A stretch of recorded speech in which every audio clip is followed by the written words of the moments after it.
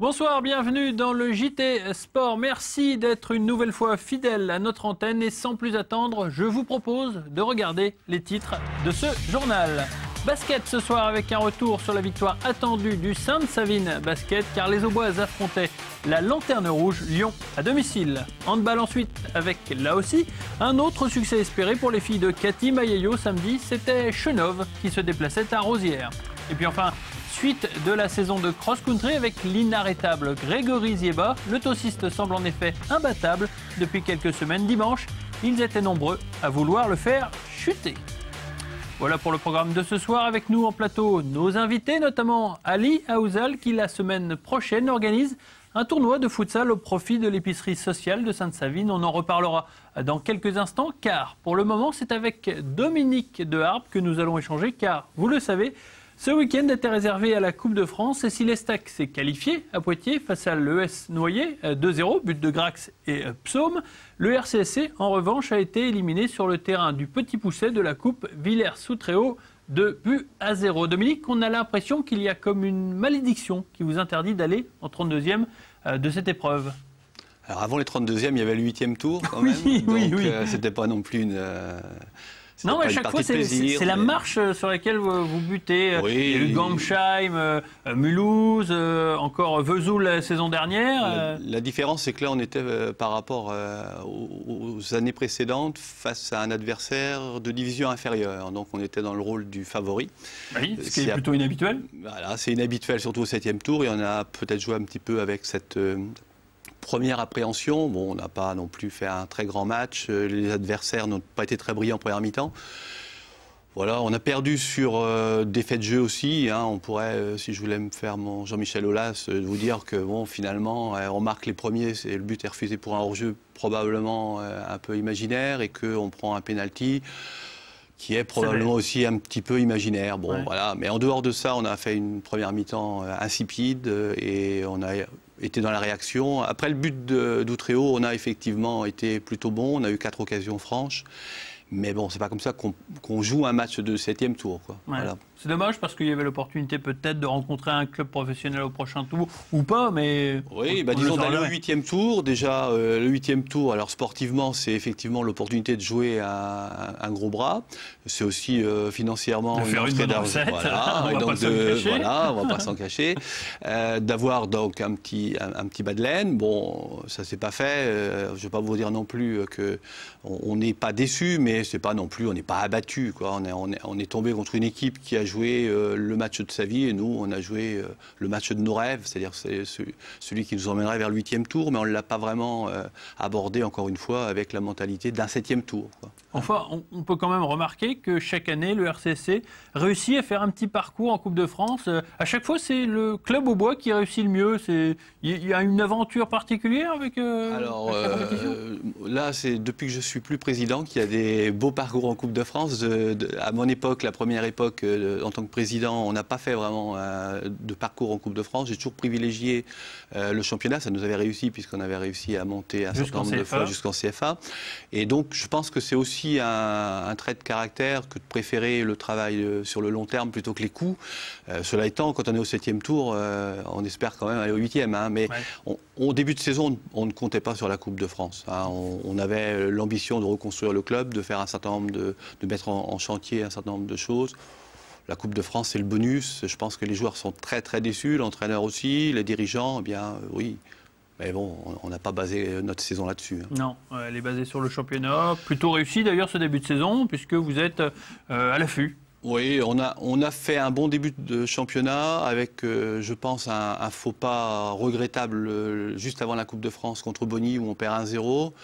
Avec un match, là aussi, un petit peu dans le même style, où on n'a pas beaucoup de détermination, avec un terrain difficile, et donc face à un adversaire replié, on n'a pas forcément pu mettre de la vitesse.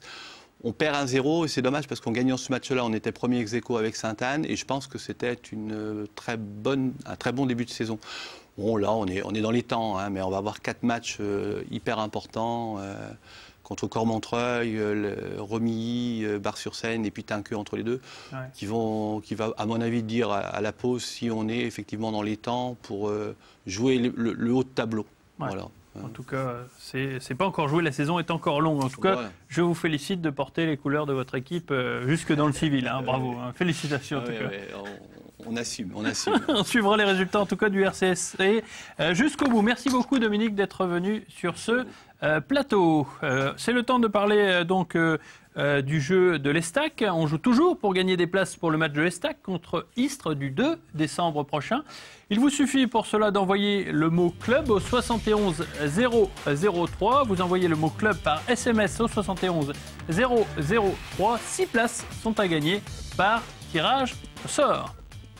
On évoque le basket et la bonne série des Saviniennes qui, depuis le mois de septembre, ne perdent plus en championnat. Ils sont même en tête de leur groupe. Samedi soir, c'est la Lanterne Rouge lyonnaise qui se déplaçait à Volbar. On attendait une raclée.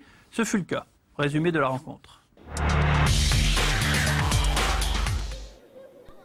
S'il fallait trouver un intérêt quelconque à cette rencontre, il résiderait sans doute dans la tenue des joueuses lyonnaises plutôt inhabituelles à ce niveau.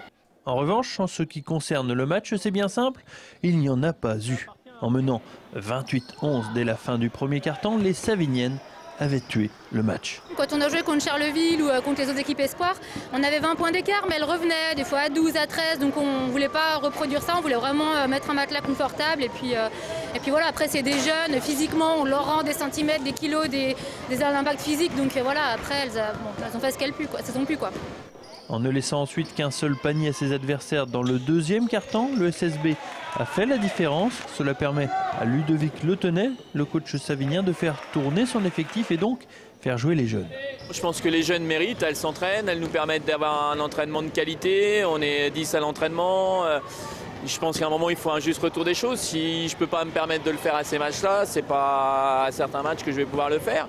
Elles ont répondu bien présent dans l'agressivité. Au fil du match, la situation des Rodaniennes ne va pas s'arranger puisque les Lyonnaises sont incapables de trouver des solutions. L'écart au score va prendre des proportions énormes puisque Sainte-Savine mène de 60 points à 7 minutes de la fin.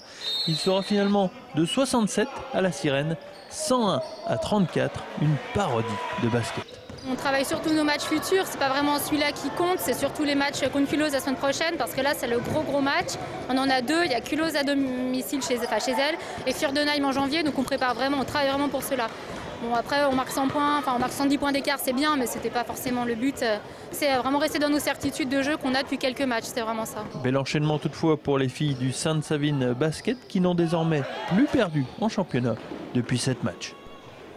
On fait le point sur les résultats donc de ce championnat de France de National 2 pour voir que notamment Roanne s'est donc imposé face à Saint-Chamond 68 à 59. Dechy a été battu à domicile par Culose 52 à 50. Au classement, Sainte-Savine est seule en tête. Un point d'avance donc sur Roanne et Saint-Chamond. Dechy-Ostrevent est en 5e position avec 15 points. En National 3, Saint-André est allé gagner à Tinqueux 78 à 66. Dans le même temps, le duel marnais a été gagné par Saint-Dizier face à Récy 97 à 82. Et Gries-Oberhofen a gagné face à Marne-la-Vallée 76 à 70. 8e donc victoire de la saison pour Saint-André qui est en tête avec 17 points. Un point d'avance sur Saint-Dizier et 2 sur Marne-la-Vallée, Récy et Haguenau.